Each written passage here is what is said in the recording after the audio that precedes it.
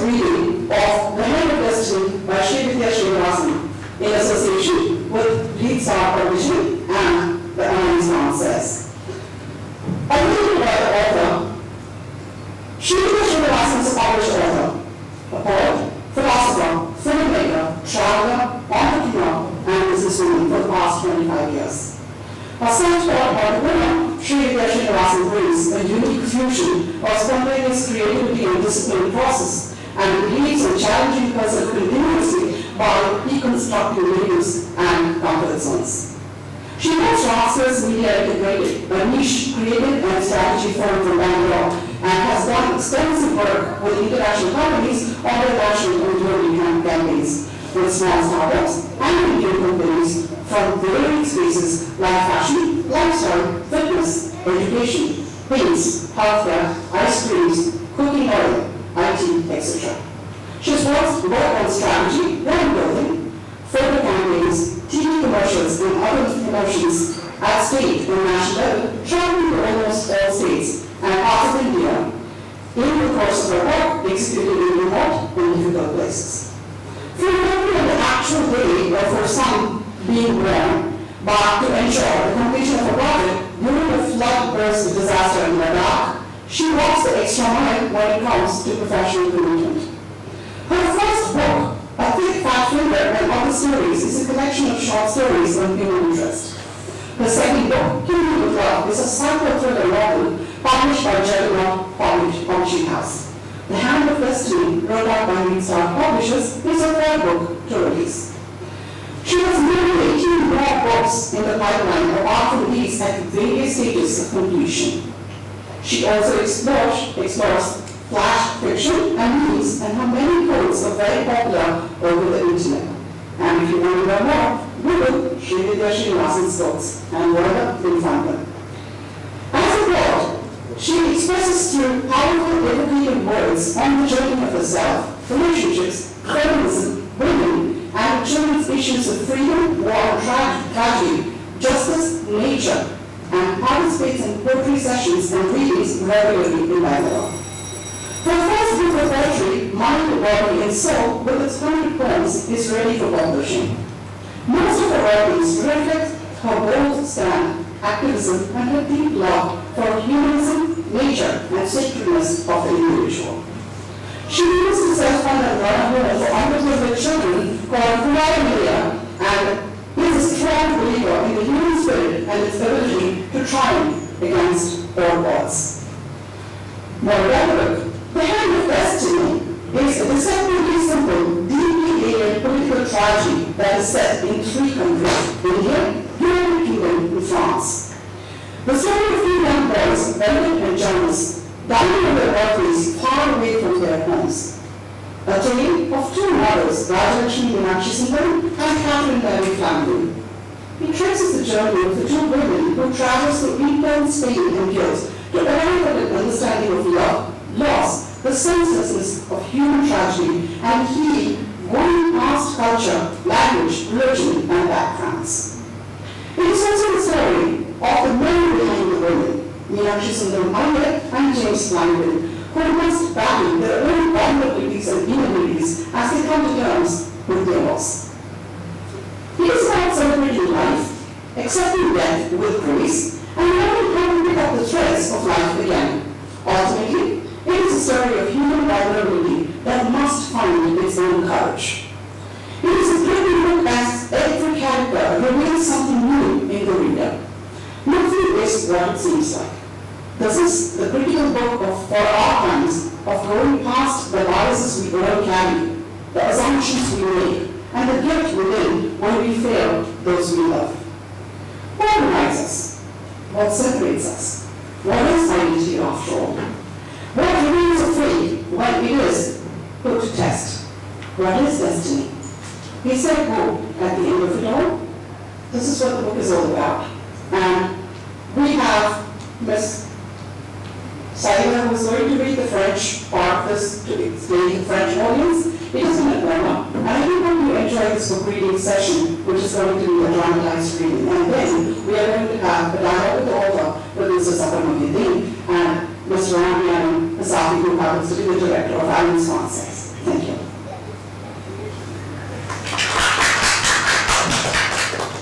Thank you, Kavitha. Bonsoir à tous. Je présente Madame Srividya Srinivasan en français.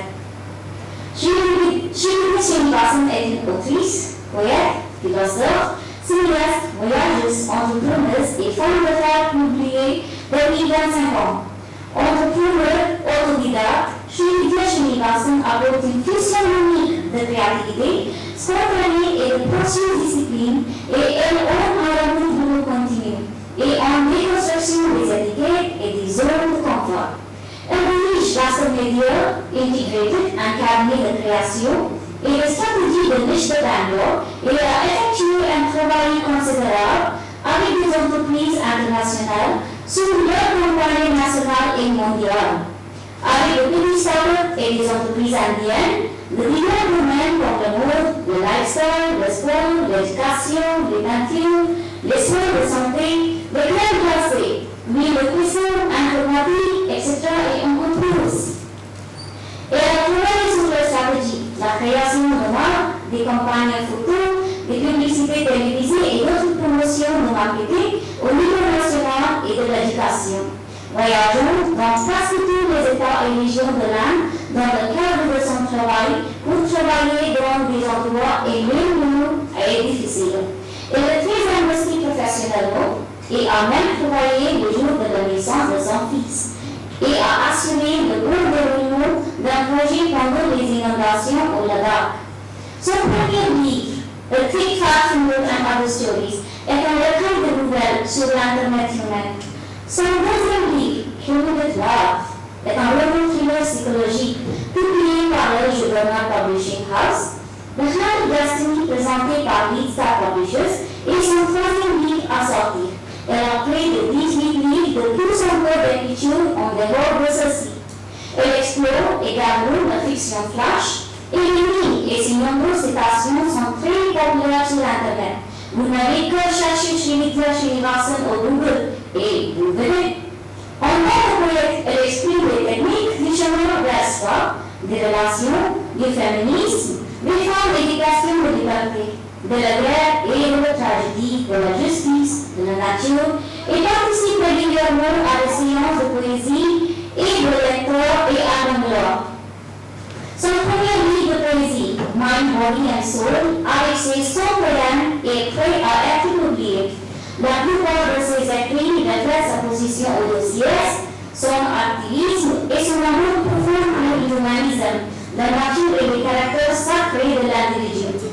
Elle est autofinancée et dirigée d'une maison pour enfants défavorisés appelée Kumar et elle croit fermement à l'esprit humain et à sa capacité de triompher contre toute attente.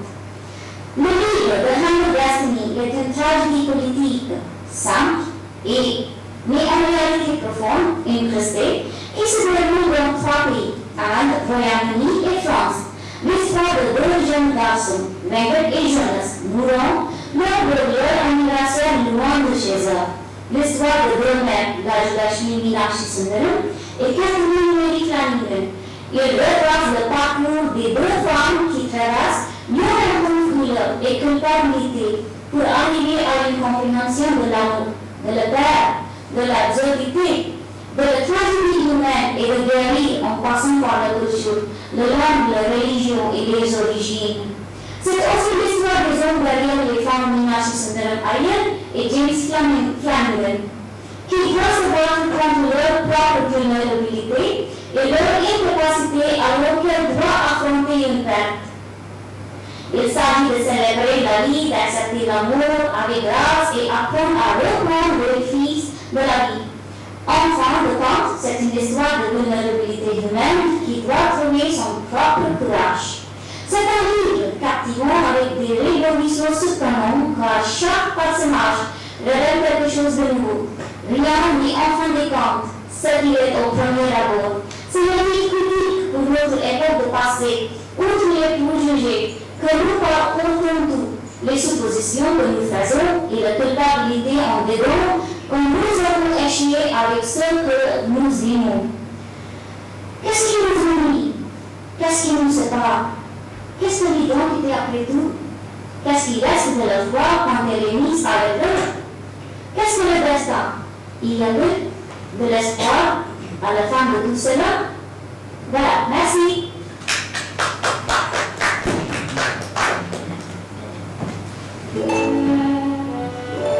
Hello everybody, now we will have a dramatized reading of the Hand of Destiny, and it's going to be by Suresh, Amruta, Dongray, Ranjitha, Janaradhan, and others. Enjoy.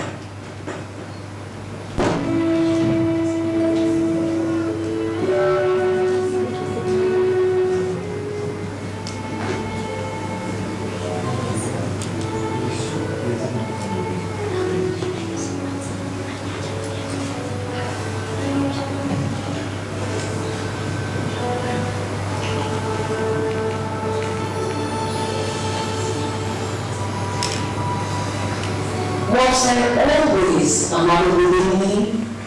Or is it you, my child, who raised me to be a mother?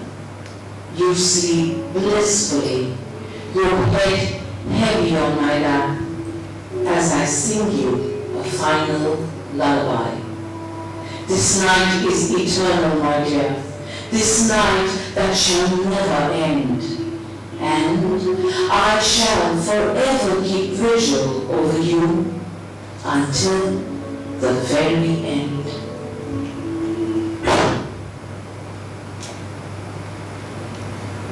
Rajalakshmi Meenakshi Sundaram rarely watched the English news, simply because she did not follow the spoken language quickly enough past the clipped accents. And it was the English news that was blaring on television as she strained her ears to comprehend. Today was Venkat's birthday, and all his favorite dishes were laid out on the table, as if he would walk in any time. She knew it to be an impossibility. He was many miles away in another country. And it would finally be Meenakshi Sundaram Iyer, Venkat's father, and she who would finish the food, choking over every morsel because Venkat was not there to enjoy it. Rajalakshmi's eyes darted to the book on the shelf. 30 days to speaking fluent English. She was on page 2. Venkat would be home in a month and she wanted to surprise him. She cleared her throat in a marked manner, hoping to attract the attention of Meenakshi Sundaram Iyer. She was still under the illusion that he was the only human being in the room and the world, and slightly dead on it. 28 years of blessing already. Her eyes turned back to the news. They were speaking so fast. It sounded like gibberish. And now, it's a white lady speaking into the camera in some other language. It sounded like English. An accident site. People being taken out in stretchers. The area behind the lady was being cordoned off. Through some accident or a disaster, perhaps. The lady rambled on in the front, mic in hand. Il y a une attaque terroriste dans laquelle 6 personnes ont été tuées. Personne n'a encore été arrêté pour cette attaque. Why was the tragic man watching some disaster on TV instead of coming in for his lunch, especially on a boy's birthday?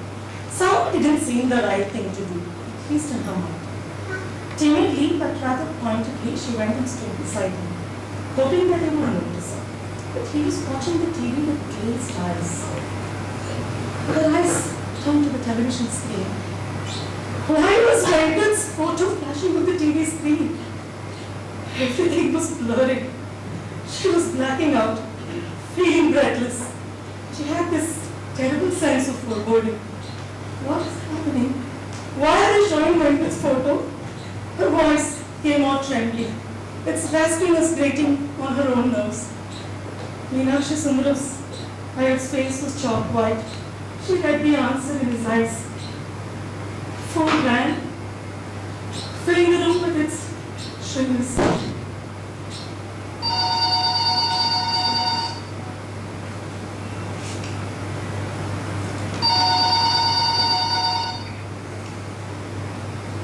Catherine Mary Flanagan groaned as the alarm went off.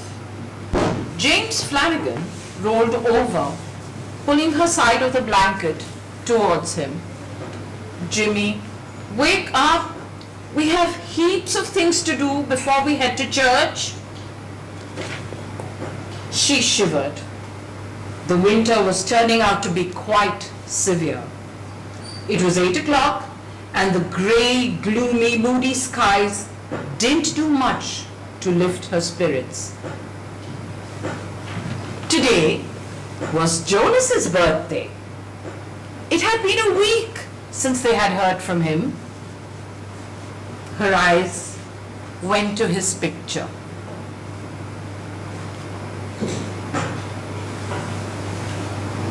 A smiling Jonas at 5. She smiled back at him. She pulled her sweater closer. It was cold. The electric bills this year would go up as usual, and James would just have to mutter away. She turned up the heater and waddled to the bathroom to run the bath. Greta, Niall, come down. Breakfast is at 9. The Flanagans. As far as the little town of Bluehampton remembered, there had always been Flanagans in that old stone building by the Oak Tree Road. There were no oak trees there anymore, but the old stone building remained, and the name of the road had stuck. She went to the kitchen and put the kettle to boil. Her mind kept going back to Jonas, her firstborn. He was turning 20 today. The years had simply flown by. Greta was 15 and Niall 13. 12 years after their marriage, Jonas had come into their lives, followed by the others. She hoped he would come home today. Cassie wanted to see the boy on his birthday. She had sat late into the night baking his favorite chocolate cake for him. The heavy layers of chocolate adding with each passing hour. Why did children change so much? Jonas had been the apple of her eye, a lovely child, bold, adventurous, laughing, and continuously making the unlikeliest of friends. Then all that had changed.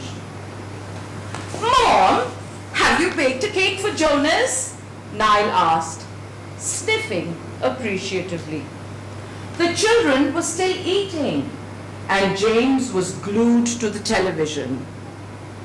Some news about a blast in France? Why was he watching some nonsense at this time of the day? Her nerves were already on edge. She wanted something silly and funny if she couldn't have silence. Kathy! James's hoarse voice cut through her train of thought. He was rather white as he pointed wordlessly at the television. Il y a une attaque terroriste dans laquelle 6 personnes ont été tuées. Personne n'a encore été arrêté pour cette attaque. Why were they showing Jonas's face on television? Some Indian boy, a Japanese man, a few others? Who were all these people? What was happening? Jimmy! Jimmy, tell me the worst. What's happened? The children were looking in horror. They had studied French at school as a subject.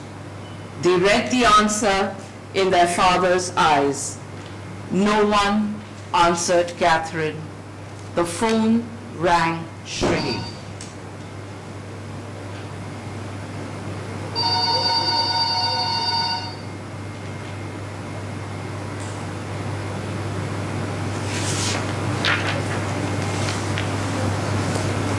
The human mind can go through a lot in just 30 seconds. The phone kept ringing shrilly.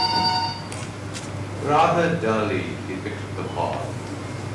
Hello, we've been trying to reach you. Am I speaking to Mr. Meenakshi Sundaram, father of Venkateswaran? He choked a yes, nodding his head, the word refusing to come out of his throat. For the first time, he hated admitting to being Venka's father. We are very sorry for your loss. Good day, sir. Good day. Good day. The words kept repeating themselves in his mind. Yes, it had been a good day until they got the news. A very good day. It was Venka's birthday. His eyes took in Rajan as she lay prostrate on the sofa. As he went into the kitchen to get some water, his eyes registered the laden table on the way. And suddenly he could not move an inch. The life was over, forever. The boy was never going to eat another birthday meal in his life. There was no one to call on Skype that evening. He felt a searing pain in his chest, pressing his breath down. Slowly he wiggled his legs to move towards the kitchen. With trembling hands, spinning some arms around the room, going back to the sitting room. Rajan, open your eyes. He sat down next to her and trickled the water on her face. He could not bear to see her open her eyes. He could offer her no consolation. He had to deal with his own grief before he was ready to deal with hers. And he was a stranger to his emotions. Always had been. It was Rajan and Venkat who were in his mirrors, coaxing the expression of warmth from his reliable stubborn self.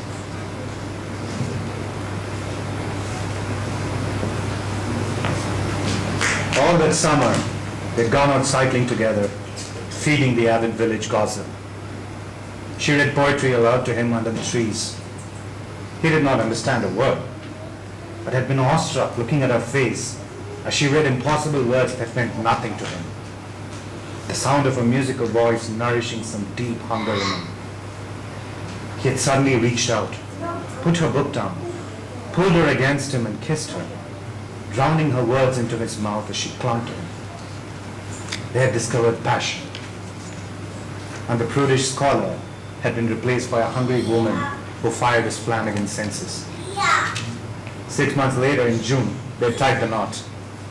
James Flanagan, drunk on mead, had proudly carried his beautiful, laughing bride into his old family home amidst a shower of rice, his ruddy face breaking into a smile as his head hit the horseshoe above the door. That was 32 years ago. And the years had rolled on. With each passing year, their conversation had died out, and the poetry had died up. When you're old and grey, and full of sleep, and nodding by the fire, take down this book, and slowly read, and dream of the soft look your eyes had once, and of their shadows deep. From the far recesses of his mind, he remembered her young voice reading out to him. He had felt young and gay then, impatient about listening to dreary poems, but madly in love and willing to. And it had intrigued him that he had been luckier. Unlike Yeats, the girl he loved had accepted it. He was no poet, but his 5 sentences had worked. Today, James Flanagan wished that he could remember what he had said to her back then. Those 5 sentences seemed very important. He needed to say something to make her world right again. He needed words to console his Catherine. And as usual, he had none.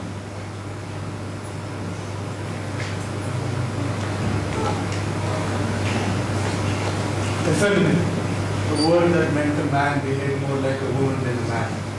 Adi wished he could be more effeminate, that meant being like Rajan Mahani. Suddenly, he felt terribly inadequate as a man. Everyone was looking up to him to take charge, and he had never felt less equipped. He wanted to cry, to shout, break down. Instead, he began looking at flight options to France. Rajalakshmi looked at the 30 days to speaking fluent English. She wondered if sorrow had as many words in nuances in English or French as it did in her tongue. Meenakshi Sundaram and Adi talking about time differences and Liverpool.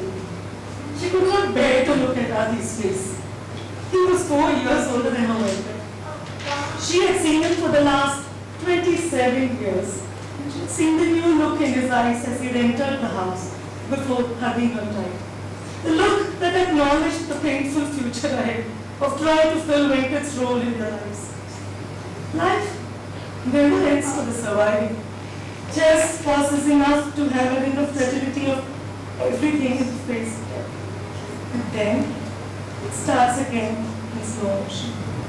Those who survive must continue to pick up their scattered thoughts and memories and slowly come to terms with reality. Almost as if nothing happened. Adi was on the phone. They were talking to someone at the concert. Yes, sir. They have valid passports. We can come this evening with other papers. Thank you. Adi Narayana. Yes. Meenakshi Sundaram Iyer, age 65. Rajalakshmi Meenakshi Sundaram, age 59. She will be 60 soon, in 3 months. We'll be planning the wedding around her birthday so that it could have been a double celebration. Paris, France, Europe. The trip was supposed to have been a gift from him to them for 60th birthday. And now, she was going to France with Meenakshi Sundaram Iyer to claim Venkat's body. Part of Rajalakshmi was angry, feeling cheated out of a future that had ended in the wrong chapter. This was not how it was supposed to play out. The doorbell rang.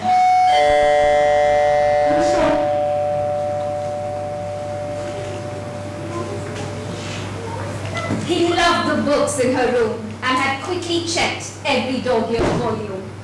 Their taste in music had matched. They had sized up each other's craziness quotient and nerd quotient. He understood her funny posters without explanation, and they had discussed the what one wants out of life quotient.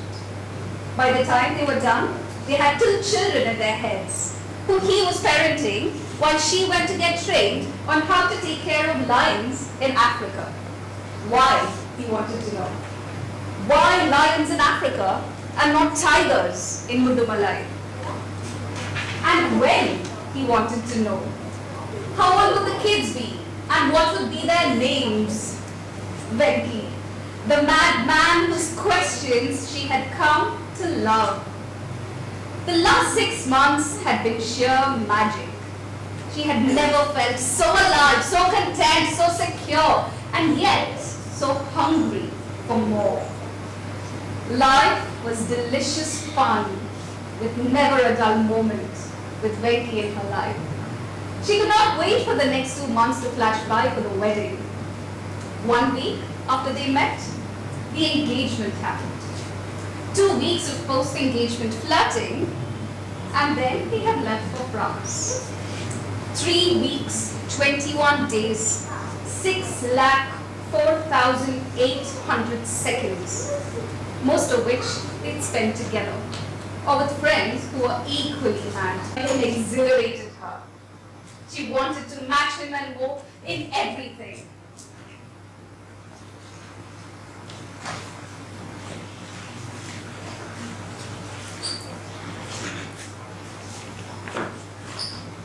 Adi swallowed. Today, I must tell you something. He's not coming. Coming where, Adi? Nisha replied, laughing. Nisha's eyes narrowed. The slight tremor in Adi's voice made her sense something Nisha had missed. Coming back, Nish. Venkat is never coming back. He's gone. Nisha's smile died on her lips as she gazed at Adi's taut face. She looked around slowly and saw all that she had failed to see before. The dried tears on Rajamama's face, the chalk white expression on Meenakshi Sundaram Mama's Ruchi's stricken expression. How? She whispered. I say no. How can the bell stall for the day when he's no longer a Christian? The family is still a part of the church. The boy was baptized in this very church. Is forgiveness not the Christian thing to do? He's no longer a Christian. Should we still forgive a murderer who took innocent lives? My brothers, if anyone among you wanders from the truth and someone brings him back, let him know that whoever brings back a sinner from his wandering will save his soul from death and will cover a multitude of sins. James chapter 5 verses 19 and 20, mumbled the old priest. It had been a short morning service, and they had all finally dispersed without deciding if the bells would toll for Jonas William Flanagan, alias Ahmed al-Badin. Father Francis looked at his hands, remembering how he had held the little baby Jonas during his christening. This was no ordinary family, but a family deeply devoted to the Lord. He was a family friend, well-wisher, and a regular visitor to their home for years. And he could have hardly imagined that he would have to face something like this. The good Lord tests the faithful, he muttered to himself as he entered the house, accompanied by a few of his flock.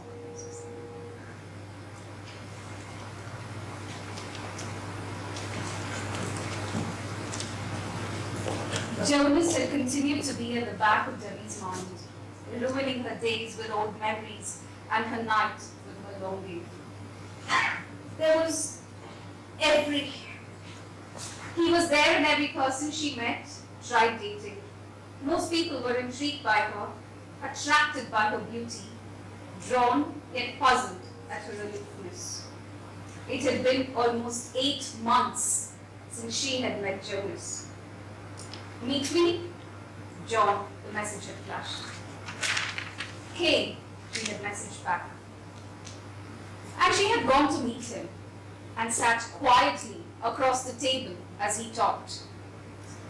There was a new energy in his voice, a dangerous glint in his eyes, a restlessness that somehow made her more uneasy.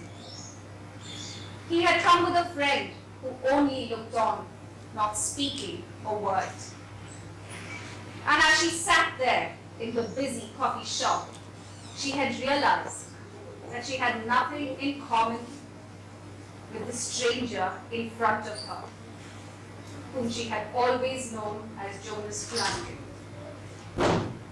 Here we have talked to a priest, but a glassy personal competence to him. Person offered a great Musatara.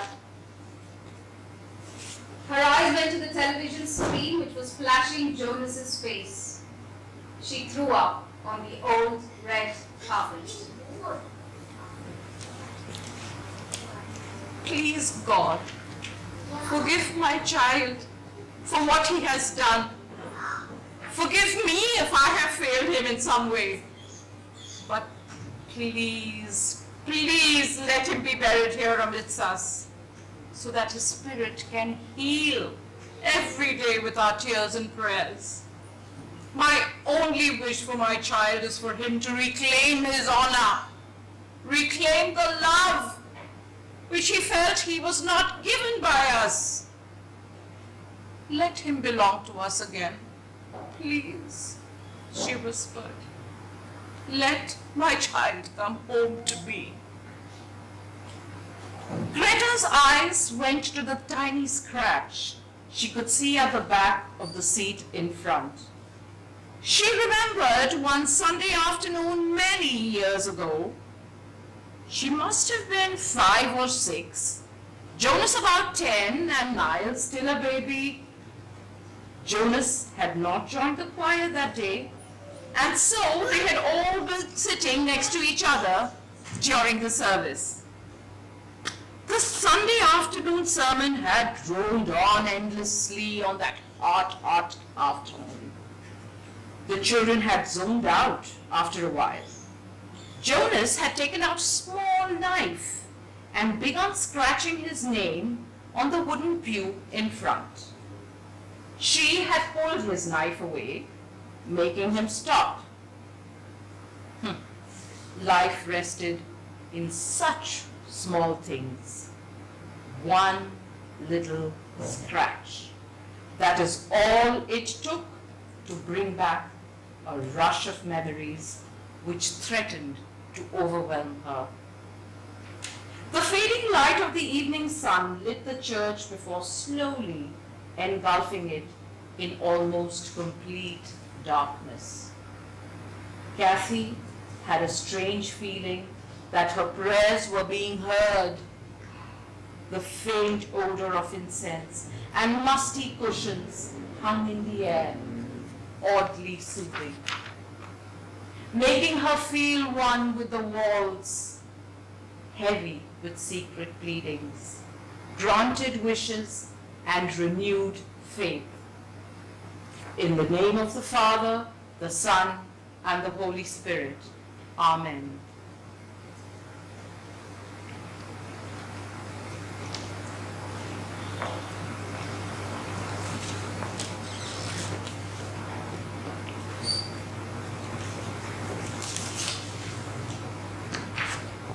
Mali Singh leaned across the table and smiled sympathetically at the broken couple in front of him. He did not quite know what to say. He rang for some tea and biscuits to buy himself some time. That was the least he could do as special officer at FC Home. Their simple clothes and manners and slacked their small town life cushion. He sensed that the composure they were trying to maintain was held on to by a thread. He would have been glad to help them with exceptional assistive measures. The circumstances were not so extraordinary and out of his control. So he assuaged his conscience by pouring in the hot tea that arrived. Nearly 3/4 of London was made up of people of different faiths. How did one measure loyalty to one's country? With a passport or identity? Or with duration of stay in the country? Or with birth in a particular place? Did religion disqualify nationality, loyalty? The lines are blurring every day. The grey trying the black and white. Singh and many others at the FCO grapple with the greys every day. It was not an easy job. The boy journalist who died had been born to these devout Catholic parents sitting in front of him, yet the boy had embraced Islam. He was undeniably a citizen of the United Kingdom. Did the fact that he died in suspicious circumstances in a yet to be confirmed terror attack make the boy suspect? Could he still be a victim? Stereotyping was on the rise, and social media trials did not help in situations like these. Not only was an individual or his family's honor at stake, an entire country's diplomacy and reputation became suspect. Singh and his team often had to deal with multiple challenges that arose right from its public outcry. In the next room, through the glass cabin, Kathy could see the news running on TV. The French incident on a continuous loop with Jonas's face shown repeatedly under the heading, Jonas Flanagan or Ahmed Al-Bateen? Kathy thought she would throw up right there. Closing her eyes, she tried to calm her mind. Television crews must have flooded Bluehampton, querying all and sundry, dissecting their simple lives. The Flanagans were news. She opened her eyes and saw a picture of their home on the screen. Quickly, she averted her eyes. Meenakshi Sundaram looked at the newspaper tucked in the pocket in front of him. The French incident was front page news. Venkat's photo. Very carefully, he freed his hand and reached out to pick it up. He placed it beside their bag. He needed every bit of Venkat to preserve. It was strange. Rajlakshmi had always been the one to easily exhibit her feelings, hug the boy tight, call the relatives to announce Venkat's scores, or take him out for a treat. It was Meenakshi Sundaram who would quietly polish the medals and trophies, arranging them neatly. It was he who would file the class photos, report cards, and certificates. Rajlakshmi believed in responding immediately to life. Her celebrations were spontaneous, His is secretive, harboring an intense private pride, and not sharing with anyone, not even with the one he was so proud of. Did you ever know how much I loved you? Did you know even if I never told you that you were my world? But I'm now just a broken old man, hanging on to the string for this wonderful woman beside me, who loves us both to death. He felt a slow, deep anger arising. Countless pujas, prayers, temples, celebrations seemed meaningless. Whether done in faith or mindlessly, they were a journey, and now the end made it all a bit pointless. He hated the feeling of helplessness that tied him down. An old man who could not express what he was feeling and had nothing left anymore, except the final duty to the sleeping woman beside him and his son's last rites. In India, men longed to have a son to perform their last rites. Yet here he was, a limping old man sitting on a plane, traveling to France to pick up his son's remains, to perform his last rites. Fate had switched their roles.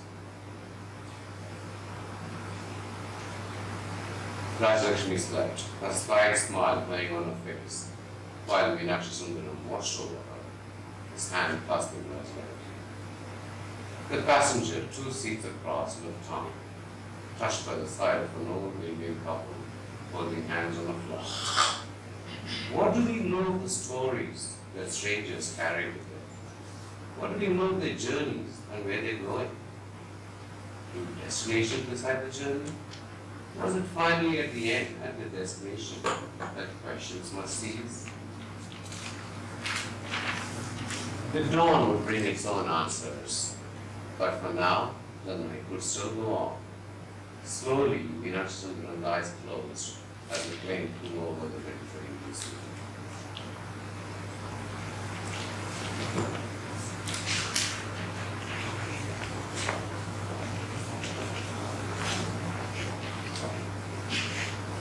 What about us? Nisha whispered. But she already knew the answer. They had the difficult job of not allowing Venkat to die, to continue to cherish him, and to not accept defeat. What is death, Nisha? Murmured Adi. It suddenly felt to them both that Venkat was sitting with them in the chair opposite, and they were grinning from ear to ear. This is exactly what he would have done, taken care of the human, actionable part of an incident and not be reduced by it. He would have retained his thinking self, even amidst a flood of emotion. Their early morning metaphysical debate about death over the next hour was the greatest tribute they could have paid the one they loved. And it was like he had never left their side. Are we living a foolish dream even before it has begun? She had typed out. A part of me wants to believe in this foolishness, while a part of me wonders if it's too fantastic to be real. Stay alive. Stay foolish. Don't stop thinking, feeling, ever. He had shot back with a smiley. And now, he was dead.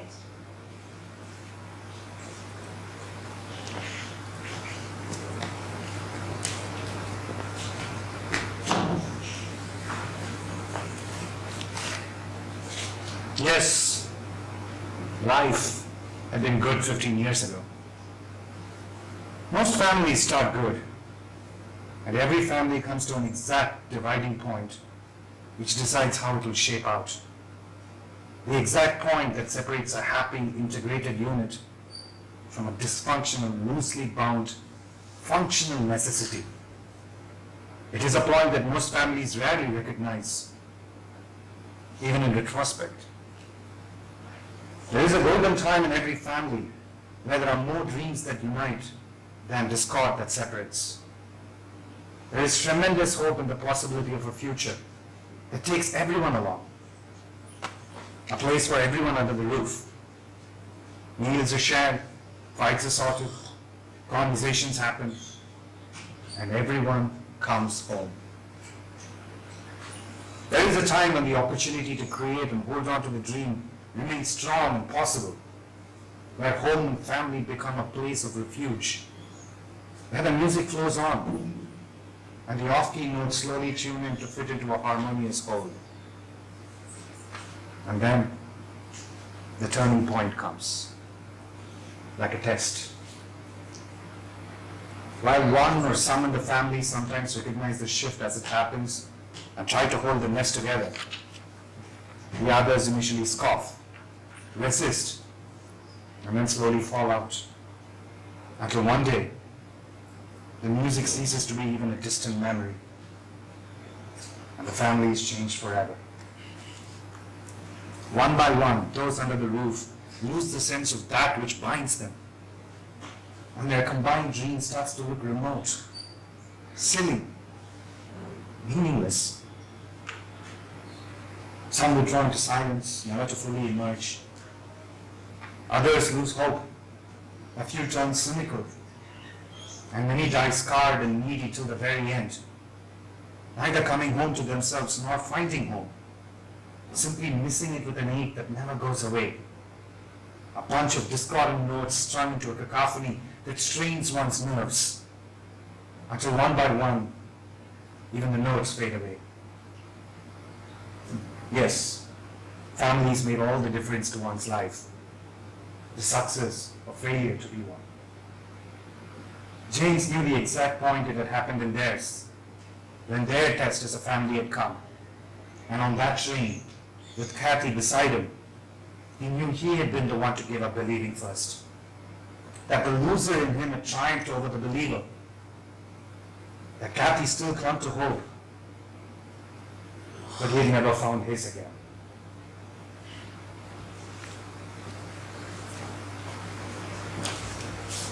On the wedding night, she waited, and already disheartened, but hoping to be the full-grown young bride of 17. Her mother's whispered instructions to please him and make him happy had only increased her confusion. With a beating heart, she waited. He had come and closed the door. She had waited, hoping that he was a shy, quiet man in public, a personal side that would grow more exact. He looked at her, not in an unkind manner, but in such an ordinary way that she had felt uneasy. There was not a trace of desire in the young man.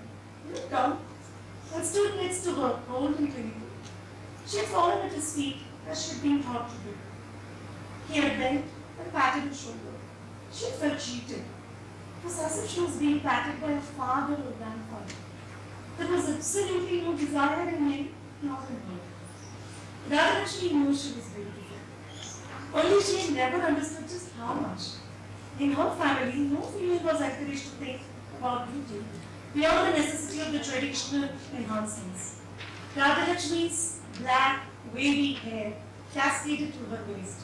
Her dark, lively eyes were fringed by thick lashes. Her lovely smile showed even teeth. Her fair skin did not have a single blemish. She had a beautiful figure, slim and plain. She could have been any man's fantasy. Meenakshi Sundaram had taken off his clothes and methodically put them to one side. He had then reached out for her and started removing hers. She had felt ashamed.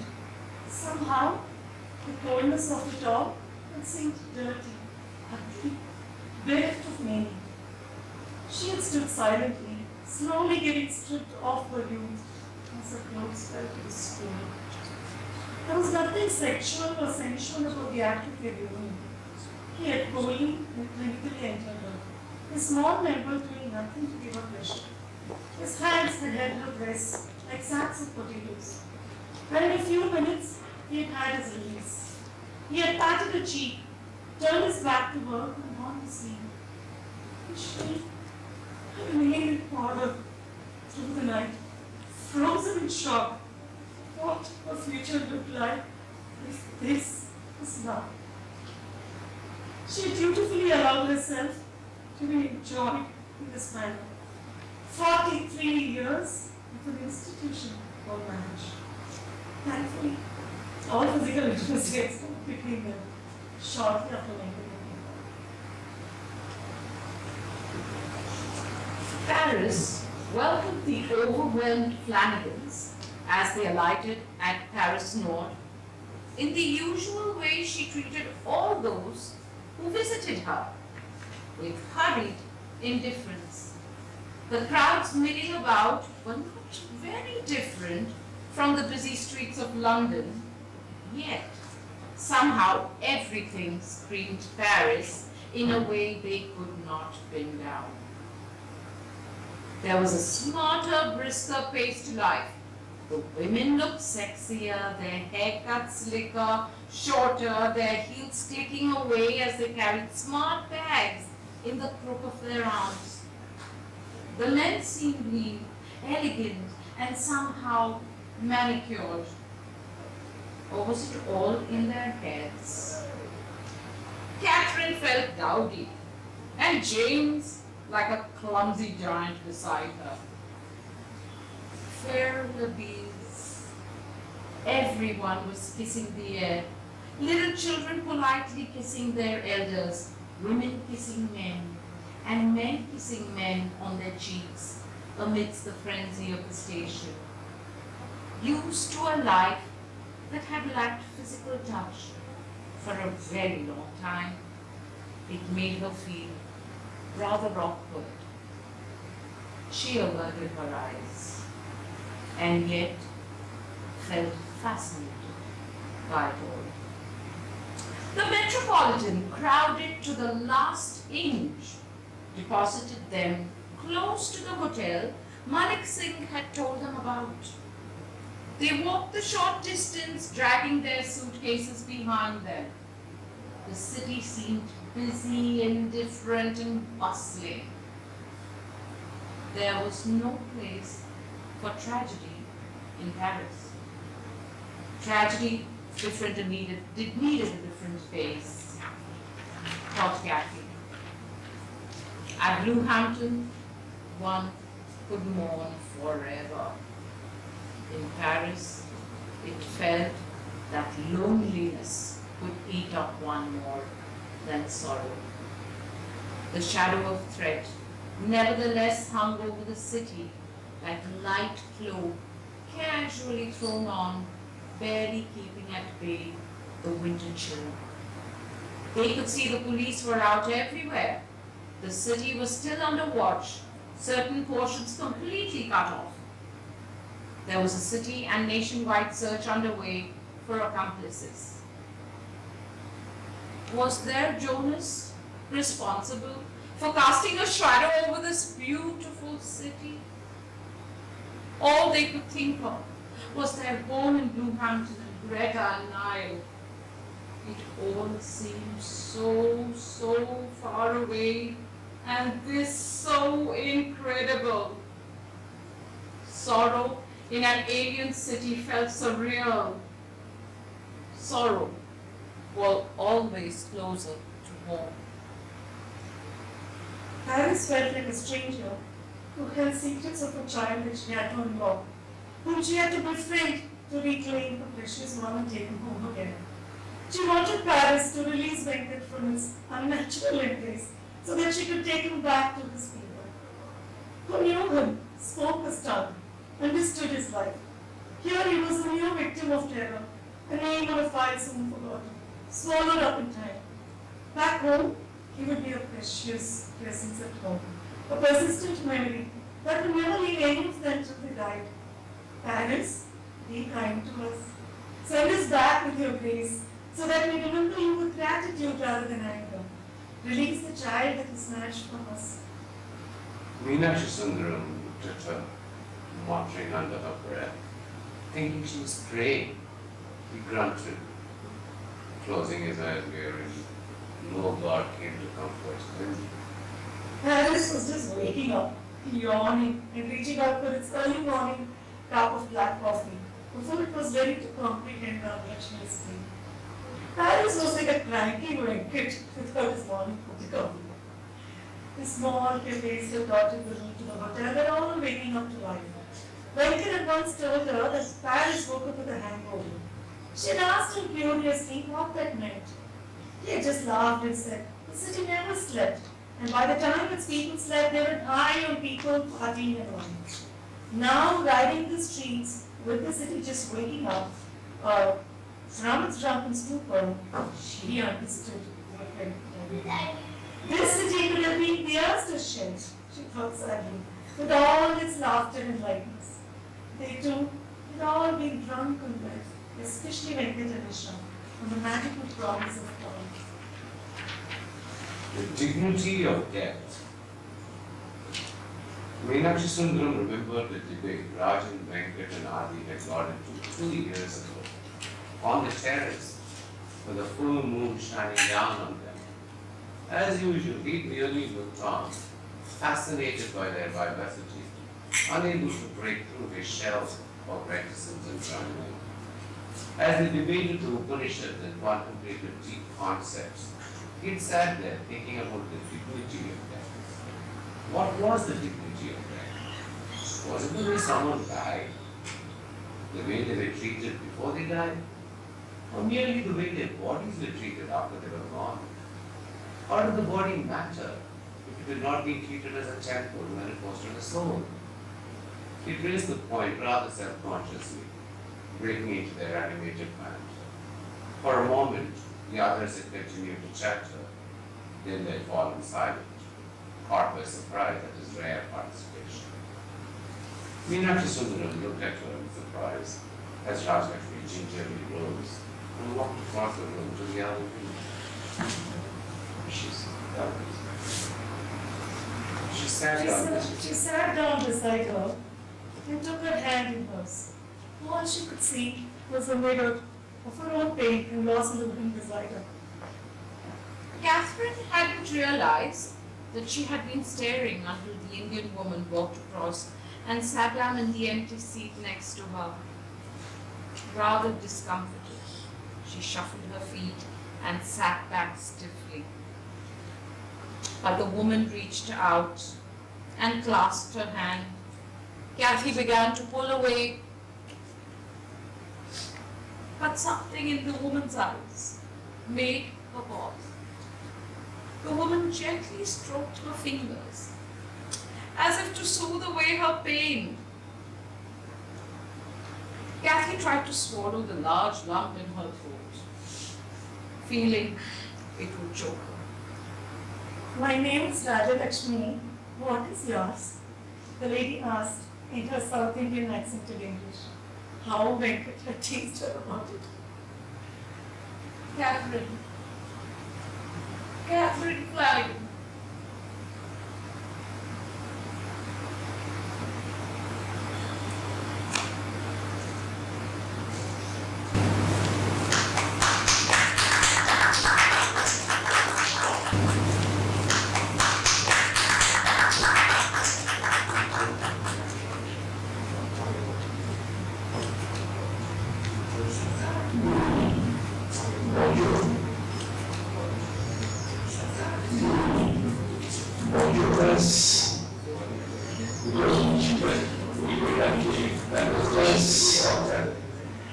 Srividya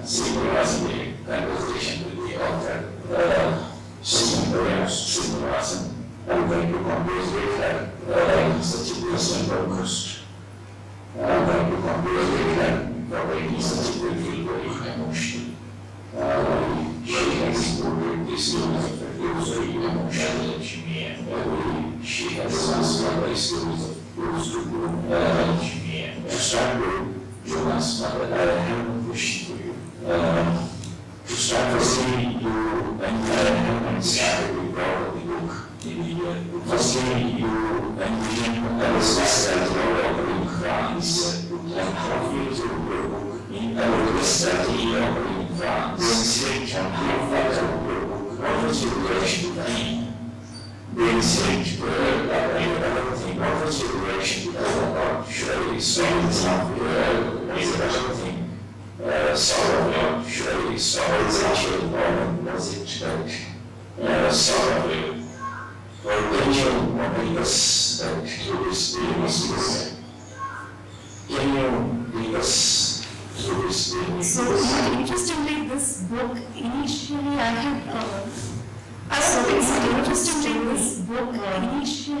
around the terrorist incident. I want to explore a story. It kept running in my head that around the terrorist, all acts of terror are still made of, and it kept running in my head, families, and all kinds of terror. Everybody is a human being, so there's sometimes a family reason why they do what they do. Everybody is a human being, so my initial story that I had was supposed to be said. My initial story that I had was something that was supposed to be said. But then so that's something that is not possible. But then and I read about 52. Some random thing that I was reading different subjects 2000 and some random thing that I was interest in the country 2030. So I have particular interest in some just random small things always so some just random small things about stopping she stopped her language really hasn't showed it because very big she stopped her language really whenever it's not hasn't showed it but for some reason it's very big issue that was very this is a starting point but for some reason it's creating my head thinking that well this is the starting point it just started writing and at the same time I was also reading about I thought that and at the same time I was reading one of the things I want to think about is that all cultures are influenced. This book and one of the things I was thinking about is certain instinct with this Islam as a background. Why actually it does bring out a certain this book entire book is about Islam as a background. It's not actually about Islam or anything. This entire book is about Islam. They don't know the long stories. We don't know how the small child needs something zero. We don't know the last story in it. We don't know how the small child influences people.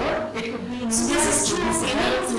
The one which this first of all I would clarify Islam that is one rest so this book definitely not supposed to be this Islam is just one this could happen inside the world that is not supposed to be taken and we all this could happen anywhere in the world that is could be an individual level community level we all always remember it as an international level this could be an individual level so I started on a national level from an international level and then I started doing this so I started to go to white children from and then I started doing zero and when I say that white children so other people are influenced by somebody else when I say that somebody is influenced by other people are influenced by wants to look at other cultures somebody is influenced by something else so the whole world wants to look at our process and I started this book in 2013 one fine day so this was the thought process and I started positive about from one fine day in 2013 was already about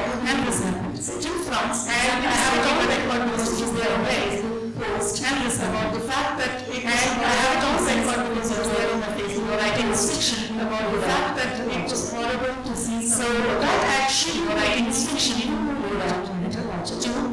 so that actually made I feel like this book is about you it's about connections because it's about the fact that we are all making assumptions and it's about connection it's about the fact that we are all making assumptions and making assumptions which are whether at an individual level family fact unity or individual to write this book so in fact it made me really want to write this book. Merci, bonsoir. Je suis très heureux de vous accueillir à la Française de bonsoir. Je suis très heureux de vous accueillir à la Française de l'organisation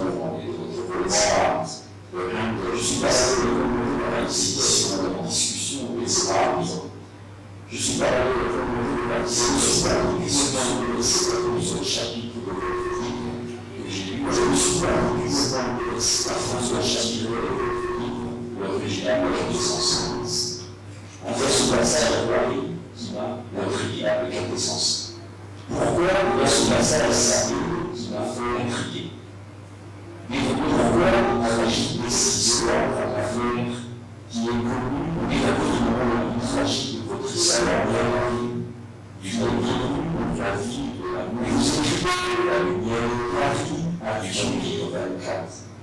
Et vous écrivez en plus à ce qu'il y a un résultat, vous avez imaginé votre en plus, quelques années, vous avez imaginé votre raisonnement, quelques années. So, just to translate the question that was asked by for those who So, Mr. Transitive request was asked by him for the business was that I was particularly interested in several chapters of your work, which I read several times, that I was particularly interested in several chapters of your work. That is the which I read several times in order to get home. Why did you decide to have that is the passage in Paris, the unfold in Paris, why is no society of have whose tragic light of the story? And you unfold in Paris, it is known as the city of love. More than one light to and you even write in Paris, few years before the attacks in Paris. More than one history you write in a few years before the attacks in Paris. Throughout, so to speak about Paris. Answer your question. In fact, it was throughout the destination speak about Paris design. In fact, it was the fact-special destination for all. So, Rajagopal has a very interesting, the fact-special in Paris. Rajagopal has a very vast relation where she wanted to have, and she arrives in trip because the parents of some religious where she wanted to have a throughout where she is going around that she is something that she finds difficult to grapple with. And in fact, when she goes around, she does she actually sees, she does observe and what that is did. She actually sees, so she comes to definitely like what Paris is treated very much as the city of love. So it's definitely and Paris is treated very much as the city of love. That's when it becomes, it is tragic because the city that used to be the most best, this is the future of all your dreams. Because the city that the most history. This is the future of all your dreams. And this is the city that relations trying to bring some meanings to Paris. And this is the relations to just have these stories and Paris.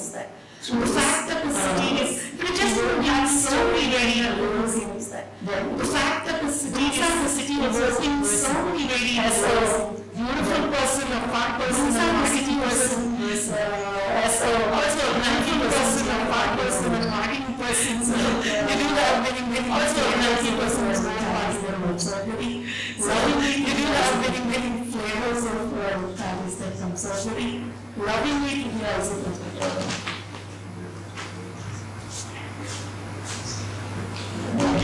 I see there are people who we rather than checking that and I see there are those who we rather than checking and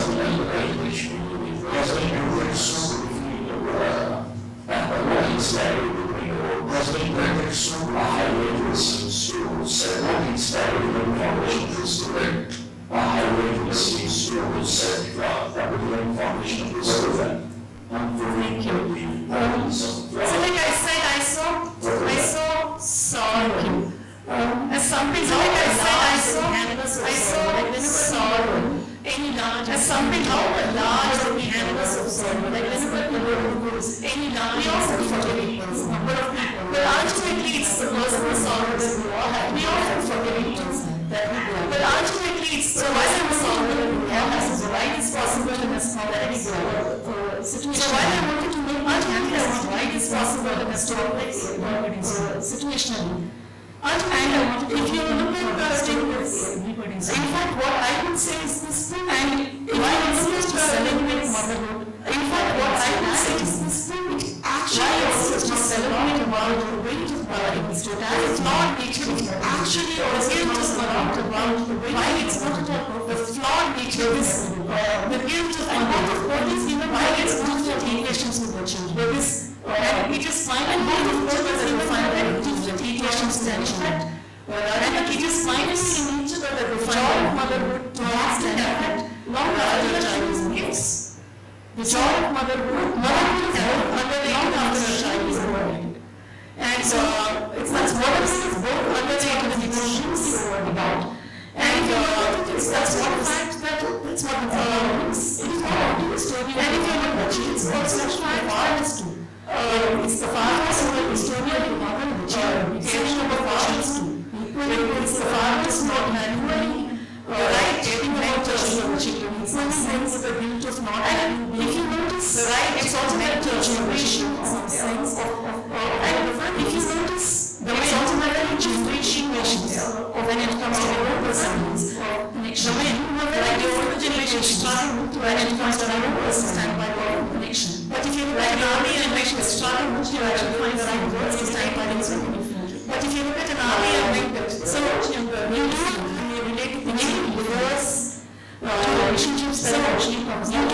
And it is also finding words, the relationships that actually comes out. And it is also finding how the man is the relationship that influences life in some sense. How much more it is about the but ultimately this is about saying much more than just the model has to be a perfect model. But ultimately this is about saying that they want to be, but you have to be a perfect model. But ultimately there are things that are beyond to be, but you may not be. And we may not achieve it. Ultimately there are things that are far beyond to be. And we may not achieve it. And then how do we find ourselves? India story. How do we find that story of stories? And then how do we find ourselves? Bridge India story. You must find themselves. How do we find it? So it's bridge, right? It's like a petty scale. That's not just one other sense. So it's right. It's like a petty one. It's not just the mothers and some of a lot of petals of the flowers in the story. Srividya, votre voix, faites-le sur la mort. Srividya, votre voix, faites-le sur la mort. Les immenses, les substances à la vie. À votre cabinet écrivain, des immenses dans le sens de le rôle de la sœur. À votre cabinet écrivain, de l'écrivain dans le sens de le rôle de la sœur. La singularité des frameworks de la vie et l'imaginaire. Deux sujets en parlant d'espace de la vie. Je suis ce caractéristique of world and concept of the music. Je suis ce caractéristique of world and concept of Jonché le cadavre, il disait, en dessous, j'assiste au cage, jonché le cadavre, en dessous, you know, it's almost about Western Britain's but it's about all, you know, it's about the essence about, but it's about, to life. But I in the sense that you distinguish the raw reality as a writer. And I in the sense that you distinguish between the raw reality to antagonistic but and the imaginary subjects. How do you deal and the one that go to antagonistic but also to the antagonistic subjects? And the one on the ground is Russian philosopher who understands there is even if the ground is literally answer to that would be life is really not answer to one of my quotes very important. Life is really not about this is again one of my quotes that's very important. It's about the fact that life is not about how wrong we know about something. So when it's about the fact that really look at duality. Happiness and really look at her with duality that polarity. Happiness and silence is polarities with her there is when we acknowledge the polarities. How do we come? So polarities. How do we open? How do we change? When we acknowledge the polarities, what's the answer? How do we question? It's fine. How do we open? How do we change? And that it's not like none of the characters in this voice in front of them. That it's not like none of the characters in this avoid what is in front of them. So ultimately, it is about our ability to access reality and say, okay, from your. So ultimately, it is about our ability to access reality and say, okay, from your. It's finding a living you have to deal with. And it's about that.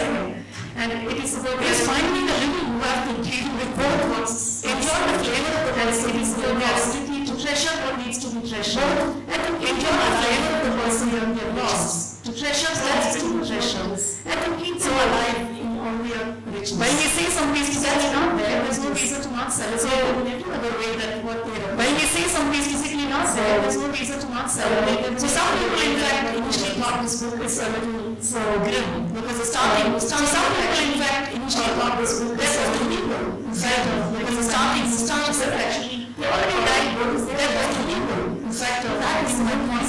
She said, from the already died back is there right now. You find that there's that is so much more. From that you actually, and so many other so much more each incident.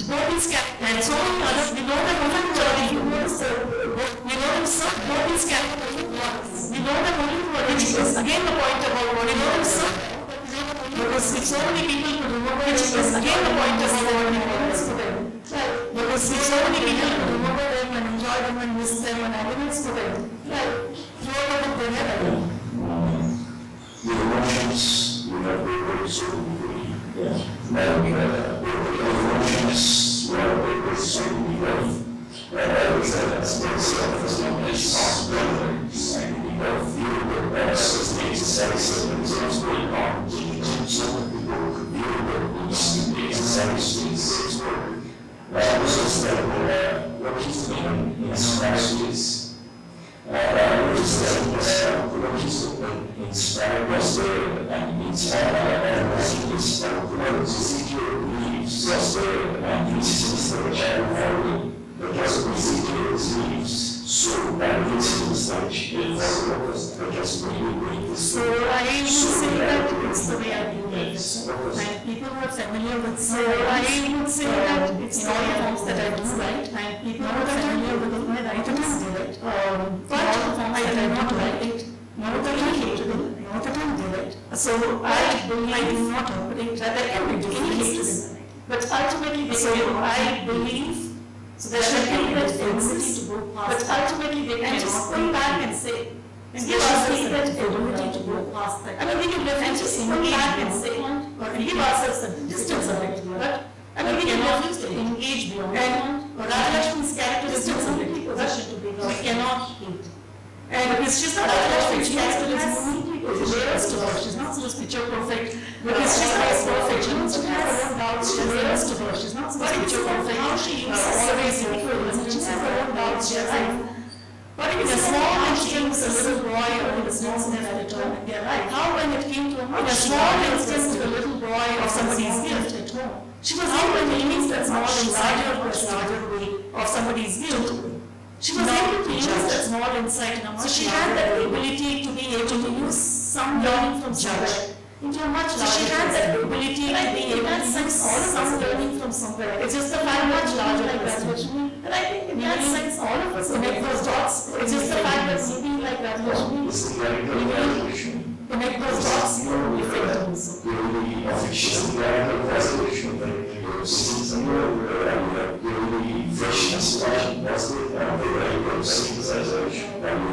answer that, I didn't create characters and manipulate. To answer that, I of course create characters and manipulate. We are in a very small suggestion. I sort of the characters choose to express exactly what they want with me. The characters choose to express exactly what to argue with them, and my job is to just shut up. A lot of people have come and asked me, I don't argue with them, I don't know them for jobs. A lot of people have come how much you know the book, do you know the book? I said, I don't know.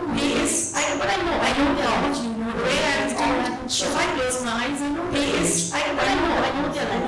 The way I am taught, if I close my eyes, I know that village. The way I know that party, I know that you. But I don't know. I know when you tell me what I have been allowed to see. I don't know those things. So I know I inspired from the characters. Choose them. So I inspired from the characters. I'm sure we choose them. Always continuously do. Of course, I mean, as an observer of life around us, I'm sure we will be always continuously. Beyond that, we are not somebody that could all this past and say, oh, we're going to Revelation, we put this. But beyond that, we are not somebody that could all this past and say, oh, we put this into Revelation, we put this into Miraculous. It is not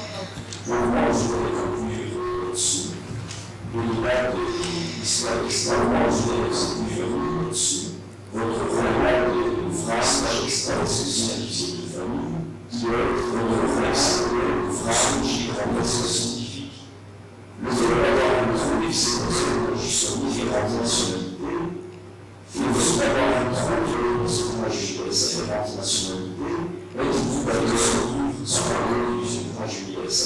Et ici, et qui va de sur la conclusion. So what he has to ask is, I would like to do the following. Forming beyond the extraordinary story of these like the novel is almost forming beyond the extraordinary story of these psychologists to cure the novel is almost the fact that you introduce characters the psychologists to cure the great makes this book the fact that you introduce the readers into future nationalities makes this book universal. Do you agree with me? I think it's so much that you just said that it could help me. I think it's so much that I don't know about the that his book can achieve. But for me, I don't know about the magnitude of reading that I have found, but for me it's a very simple word. Have called me spontaneously, have found spontaneously about how, have called me spontaneously, spontaneously, about the fact that it goes to prove the point that all this, the fact that it goes to prove the point that gender, all this space language and also nationality, gender, much beyond that, I think we are is there. I'm not saying it doesn't exist. Much beyond that, that's really covered by pretty much the same. And I think when we learn from that commonality, that's true. It's like, first let's find out what we have. When we learn from that commonality, it's like, that always let's find out what we have and what we have. So that's what always makes sure that finally, having these, so that's what I want to be in the small of finally, having these, and it makes a perfect sense something that I remember years ago, you have to small, and it makes perfect sense something I should do 5 years ago, small in some culture and communities, strikes a ball and shows things like that. And I think that's how Buddhist strikes a ball, and I think that's how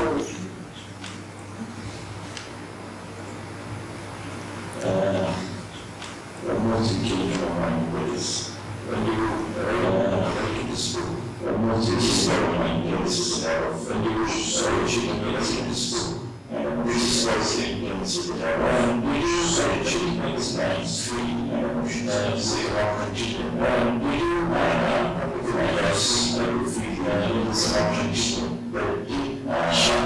because as the mentions so he should well here as I showed when he because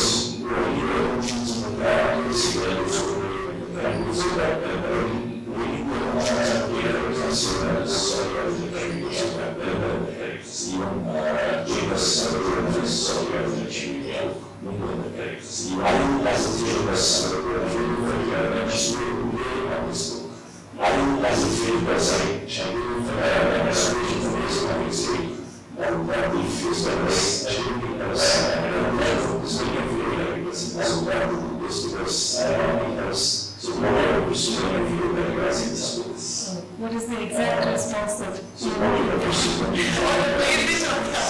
is the exact response that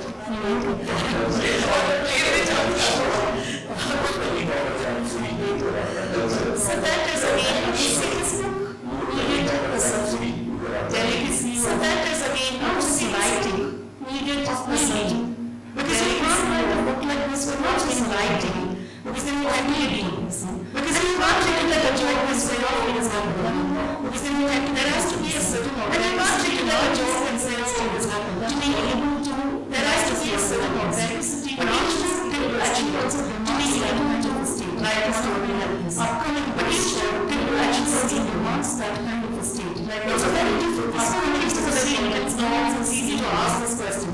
But that it's a very different. It's a very intense norms, it's easy to ask this question. Writing for the last 5 or 6 years because I like it so I've been writing it for the last 5 or 6 years because I like it so I think each book has its own ideology it expects from you and so I think each book has its own fragilities that it expects from you. Of course one can, if you write a book that there is fragilities that does not happen to you. Of course one can at some point develop a species book as a job. Is there something that you're going to tell you that way or result? Is there something you're going to tell you that way as a result? Or is it a way by directions to the local positions to people who impress with? In other words, what is this strong institution or ways doing as better? In other words, what is the strong solution that we are doing as better? Frankly, this book for me is a gift to myself. And I want every reader, frankly, this book just shows a different insight. So I want every reader with some larger just shows a different insight. So I'm not looking at some larger universe. It is actually about each one's connection with the world. It's not about families, lives. It is actually a journey to expansion. So that's some part of this book. Families, lives, their own journeys, and sometimes some arguments one person is not as nature means to because the other person, and even what a character nature was not accessible means to. But what I really like, and even what a character nature was life is going to be stress. But what I have something more to read, so every time I write a book, I have a list of bunch of people. I have something more to read, and why every time I write a book, I have a limited bunch of people. You know, be surprised that this book, and why I don't know and key videos. And you will be surprised that this book was Japanese. In fact, some of the chapters where I expect women to probably related to men was Japanese. In fact, some of the chapters stronger responses about some things. The men, we learn a lot from so stronger responses some things. And we learn a lot in terms of ourselves. So this is actually each people's answer. And what people do is it's not something to be. So this is actually each one's with the very nature of the process. It's not something to do with it was something nature of the subjects that today was called action. So some strike not large message. If you can, please read this book. So discover your own journey. It's not large message. If you can, please read this find your own journey. Discover your own journey. So you will find your own journey with it. That's the idea. When life is also having something in your mind to ask, I think many of you also having something in your mind to ask. I am also waiting for this moment. First of all, congratulations on a book that has been blended. I am also waiting for this moment. First of all, congratulations on a book that has been blended. Expressing a gamut of so amazing expressing because the gamut of so was that we did today. And we said it so much that because it was a change from what I was doing today. And we said it was so exactly the much aspect.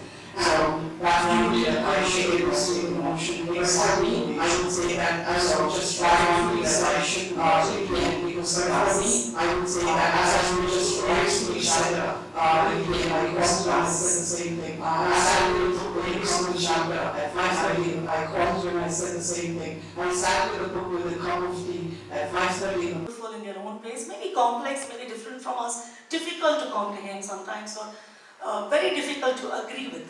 But still, it's a beautiful flavor that we cannot say, we will refuse to see. So for me, it's very human. So why would I not write the men as equally beautiful or powerful? With their own vulnerabilities, because they are. I really appreciated that. The reason I asked you is because people can listen to that, because I resonated with that, and I thank you for having written that book the way you did, and portraying men the way they did. They deserve that too. So thank you so very much for writing a brilliant book. And if people haven't read it, I'm going to say read it, and I'm reading it again for the second time. So I'm going to love it. Thank you so much, my dear. Anybody? Would anybody like to ask any questions? Or even share some experience that you had as a reader?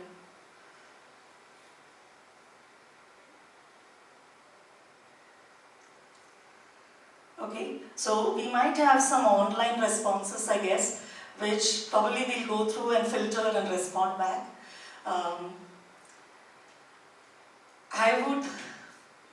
mean, sitting here, it feels quite incredible that this book is out. So my first thanks, I should say, is a publisher like Leadstart, which actually put their faith in a book like this. The entire team of Leadstart, right from Malini, Chandralekha, Bhavika, Jayati, and all the others. So that was really amazing, the kind of support that they gave. And next is I walk into I come very often to Alliance. I know the cafes, I've come to programs, I've performed a couple of times here. But the warmth of this place is something, I would say, incredibly beautiful. So I would say you will find different flavors of lovely people here. That was my experience. Right across, with two beautiful people that I'm in conversation with, the president and the director, and also the rest of the team, and all the people who read along, Kavitha and Arifa and all of them. And then of course so the reading that was done today, and of course I know Aslam also, The reading that happened today, we just started doing these rehearsals just about 5 days ago.